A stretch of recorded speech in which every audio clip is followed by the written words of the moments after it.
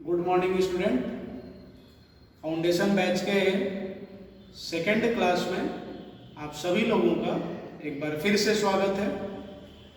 हम लोग foundation batch में अभी बेसिक मैथमेटिक्स की चर्चा कर रहे थे और उसमें आपको हमने बताया था, क्वाड्रेंट का कॉन्सेप्ट बताया था।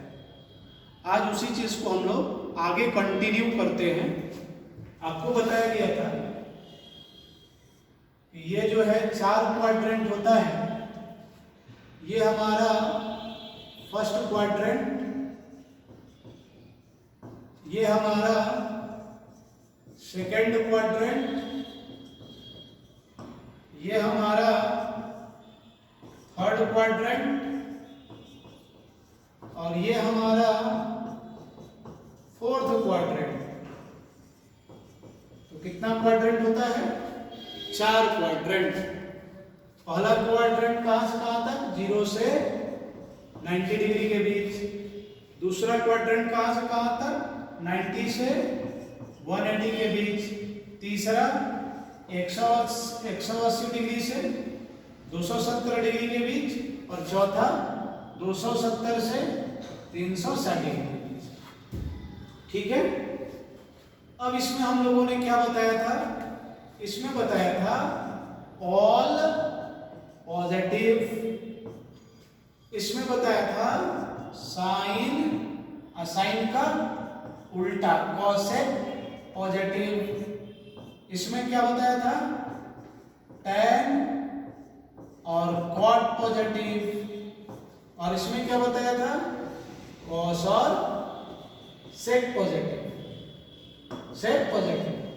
ठीक है बच्चों, ये हम लोगों ने पिछले लेक्चर में चर्चा किया था क्वाड्रेंट के कॉन्सेप्ट को, जिसमें 4 क्वाड्रेंट बताए थे। This is first quadrant, this is second quadrant, this is third quadrant and this is fourth quadrant. अब इसमें कुछ एंगल को निकालना हम लोग चर्चा किए थे। कुछ एंगल का चर्चा किया गया था। आपको बताया गया था कि 90 डिग्री प्लस माइनस थीटा हो या 270 डिग्री प्लस माइनस थीटा हो तो ये चेंज कर जाता है। लेकिन 180 डिग्री प्लस माइनस थीटा हो या 360 डिग्री प्लस माइनस थीटा हो तो ये चेंज नहीं करता। ठीक है। चेंज का मतलब क्या बताया था? साइन जो है कॉस में चेंज कर जाएगा, सेक जो है कॉसेक में चेंज कर जाएगा, टैन जो है कॉट में चेंज कर जाएगा। और नॉट चेंज में साइन, साइन ही रहेगा, कॉस, कॉस ही रहेगा, टैन, टैन ही रहेगा। ये इतना हम लोग प्रीवियस लेक्चर में चर्चा किए। आज एक प्रॉब्लम लेते हैं, उस प्रॉब्लम की चर्चा करते हैं।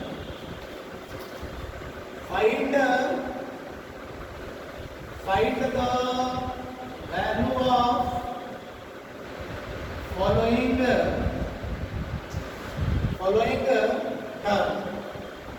उसमें से पहला है tan -30 डिग्री, दूसरा है साइन 120 डिग्री, तीसरा है आपका साइन 135 डिग्री, चौथा है आपका cos 150 डिग्री, पांचवा है sin 270 डिग्री, छठा है आपका cos 270। ठीक है। अब इसका वैल्यू निकालना है। अब आप देखो, एक चीज याद रखना, एक चीज हम लोग याद रख सकते हैं। इसको मैं मिटाता हूं, इस तरफ वाला ये चीजें मैं मिटाता हूं।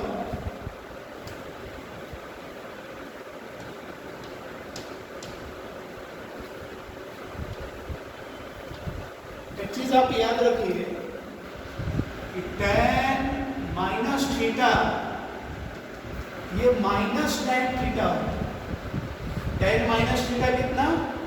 -tan theta. लेकिन कॉस माइनस थीटा हो तो ये कॉस थीटा होता है, साइन माइनस थीटा हो तो माइनस साइन थीटा होता है। कारण एंगल को अगर आप मेजर कर लेंगे तो एंगल का मेजरमेंट इस डायरेक्शन में करने पर पॉजिटिव और एंगल का मेजरमेंट इस डायरेक्शन में करने पर निगेटिव। और फोर्थ क्वाड्रेंट में कॉस क्या होता है, फोर्थ क्वाड्रेंट में कॉस पॉजिटिव होता है, इसलिए कॉस माइनस थीटा भी क्या होगा, प्लस कॉस थीटा। ठीक है, तो tan माइनस 30 डिग्री का मान कितना हो जाएगा, tan माइनस 30 डिग्री बराबर माइनस tan 30, क्या होगा बच्चों, -1/√। ठीक है, दूसरा प्रॉब्लम देखिए, दूसरा है साइन 120 डिग्री। तो साइन 120 का मान कैसे निकलेगा, साइन 90 डिग्री प्लस 30 डिग्री, और साइन 90 प्लस थीटा क्या होता है, sine 90 plus theta cos theta. Sine 90 plus theta कितना होगा, कॉस थीटा। सेकंड क्वाड्रेंट में साइन पॉजिटिव होता है, ये एंगल 90 से बड़ा है, सेकंड क्वाड्रेंट का एंगल है, और सेकंड क्वाड्रेंट में साइन क्या होगा, पॉजिटिव होगा, इसलिए cos 30 डिग्री, और cos 30 का मान कितना, √3/2, तो cos 30 का मान जितना होगा उतना ही साइन 120 डिग्री। उसी प्रकार से साइन 135 डिग्री, तो साइन 135 डिग्री को क्या लिख सकते हैं, साइन 90 डिग्री प्लस 45 डिग्री। तो ये किस क्वाड्रेंट का है, 90 से बड़ा है, 180 से छोटा है, तो 90 से बड़ा है, 180 से छोटा। सेकेंड क्वाड्रेंट में साइन पॉजिटिव, इसलिए हम इसको cos 45 डिग्री लिखेंगे 1/√2। ठीक है, तीसरा cos 150 डिग्री, तो cos 150 का वैल्यू कैसे आएगा, cos 150 डिग्री, तो इसको हम लिख सकते हैं cos 90 डिग्री या plus 60 degree.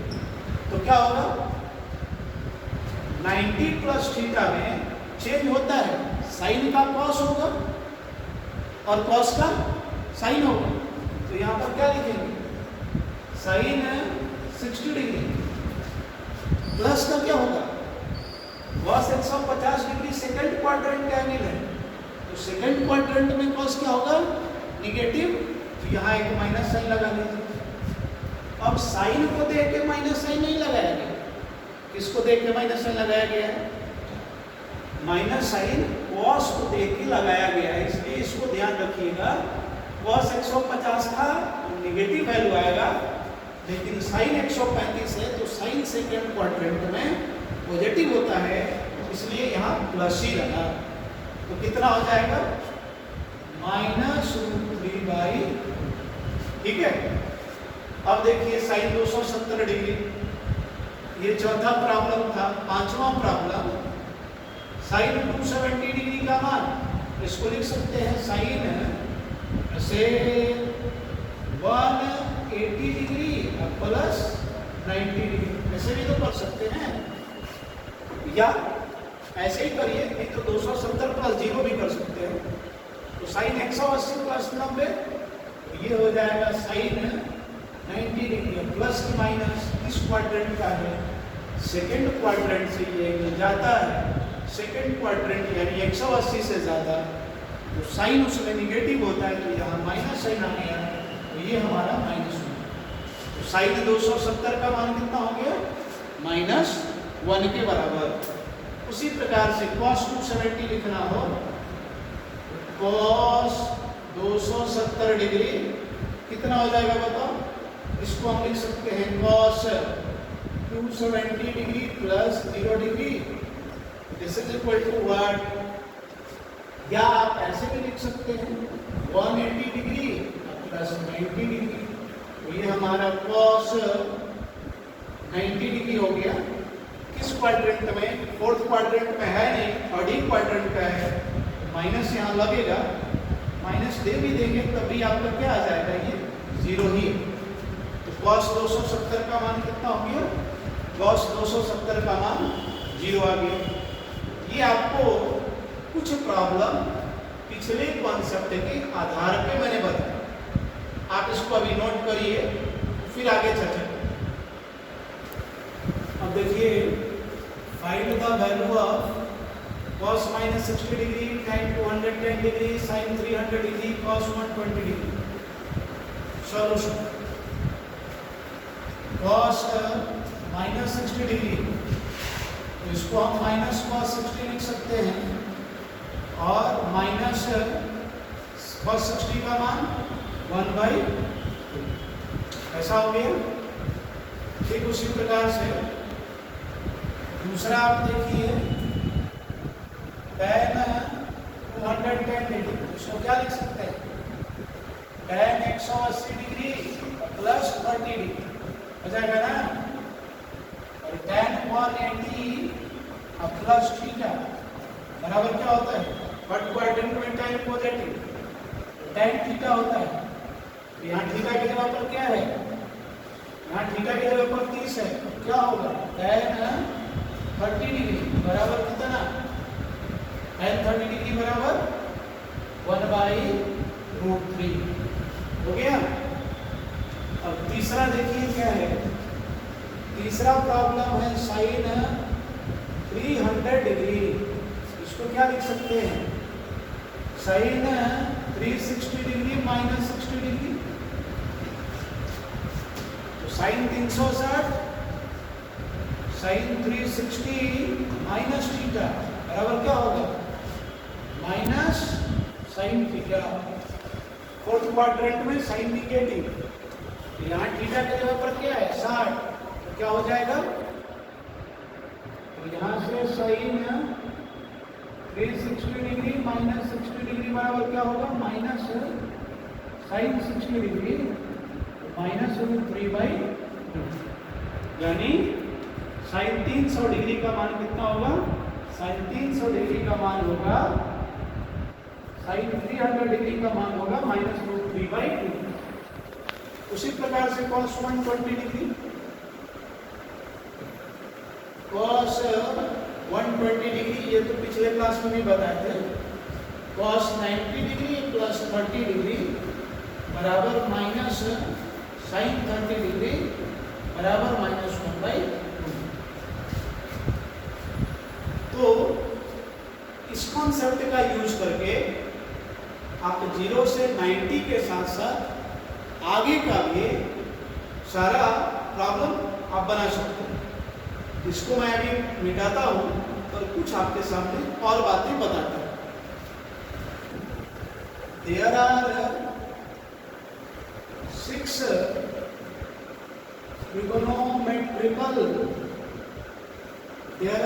trigonometrical ratio, trigonometrical ratio 6 है।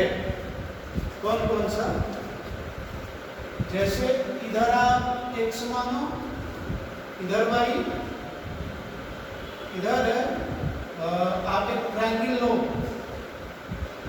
ये triangle, this angle is theta, तो थीटा के सामने वाले को p लिखते हैं और इसको बोलते हैं परपेंडिकुलर। क्या बोलते हैं, परपेंडिकुलर। और यह जो है ये कहलाता है बेस, क्या कहलाएगा, बेस। और ये h है, ये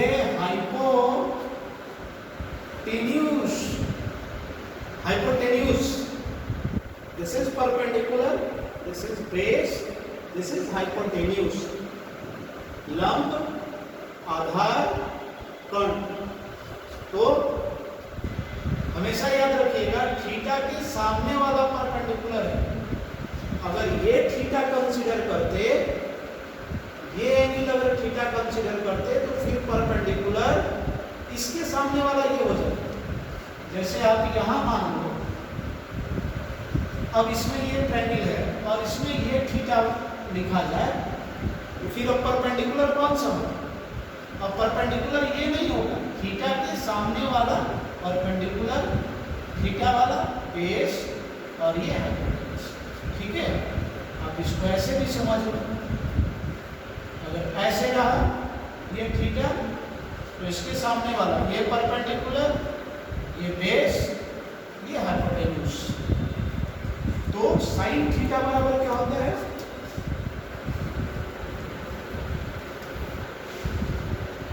साइन थीटा बराबर होता है परपेंडिकुलर p बाई x, यानी perpendicular by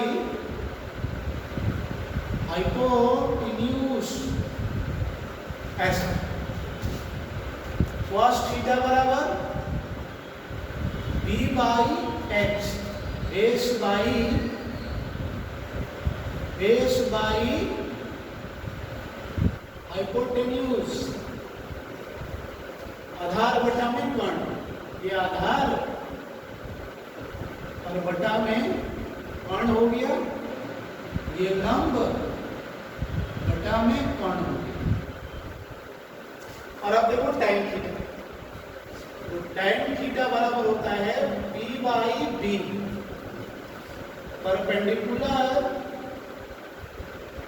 perpendicular by base, यानी लंब बटे में आधार। ऐसा तो ये 3 हो गया, और फिर इस तीनों का उल्टा, तो साइन का उल्टा क्या होगा? बोलो, साइन का उल्टा होता है cosec थीटा। ये cos थीटा नहीं है, cosec। तो साइन थीटा अगर p बाई h है तो cosec थीटा क्या होगा? h बाई p होगा, यानी हाइपोटेन्यूज बाई परपेंडिकुलर। ऐसा, यानी कर्ण बटा में लंब। और सेक थीटा, cos का उल्टा सेक थीटा, तो cos थीटा हमारा क्या है? cos थीटा हमारा बेस बाई हाइपोटेनस है, तो सेक थीटा क्या होगा? h by b, hypotenuse by base, यानी कर्ण बटा में आधार। और tan का उल्टा cot थीटा, तो tan थीटा हमारा परपेंडिकुलर बाई बेस है, cot थीटा हमारा क्या होगा? Base by perpendicular. तो ये हमारा होगा बेस बाई परपेंडिकुलर। तो क्या आ जाएगा? बेस हमारा b, परपेंडिकुलर b, यानी आधार बटा में लंब। तो कितना ट्रिगोनोमेट्रिकल रेशियो होगा बताइए? ट्रिगोनोमेट्रिकल रेशियो 6 होगा। कौन कौन सा? Sine, cos, tan, cosec, sec, cot। There are 6 trigonometrical ratio। अब इसमें किसी एक का भी वैल्यू दिया है तो बाकी को हम क्या कर सकते हैं? निकाल सकते हैं।